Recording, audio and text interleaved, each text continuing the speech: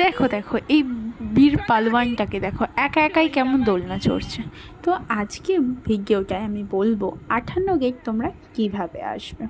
যেহেতু আমার বাড়ি 58 গেট থেকে বেশি দূরে না, বোয়ালিয়া থেকে টোটো ধরে 58 গেট দিয়ে যায়। আর তোমরা যদি হাওড়া থেকে আসতে চাও, উলুবেড়িয়া স্টেশনে নেমে গরুহাটের মোড়ে গিয়ে 58 গেট আমি বাসে বসলে 58 গেটে নামিয়ে দিয়ে যাবে। এই দুটো রাস্তায় জানা আছে, আমার তো সেইভাবে রাস্তা জানা নেই। তোমরা যদি জেনে থাকো অবশ্যই আমাকে কমেন্ট করে জানিও। তারপর আশপাশ একটু ঘুরে দেখলাম।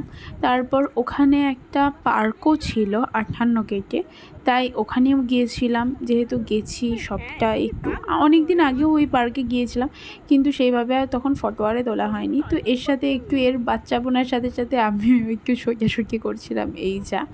তো 58 গেটে এই হরিণগুলো অনেক এই সাইডে তখন খাচ্ছিল, এইগুলোই দেখার, সামনের দিকে ছিল না, পেছন দিক দিয়ে, ওই জন্য আমাকে তোমাদের দেখাতে হলো।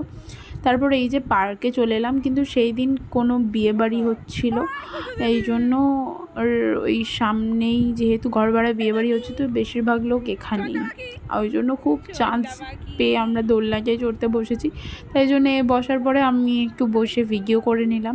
আর আমার ভিডিও তোমাদের কেমন লাগে অবশ্যই কমেন্ট করে জানিও। আর যেহেতু এসেছি আমরা দুপুর খেয়ে দিয়েই ফিরবো, বাট এতটা পরিমাণে ছিল চাউমিনটা, পুরো তো খাইনি, হাফ খেয়েছি। আবার হাফটা খেয়েও পেটে আর জায়গাই ছিল না, বাড়িতে এসে রাতে ডিনারটাও করতে পারিনি।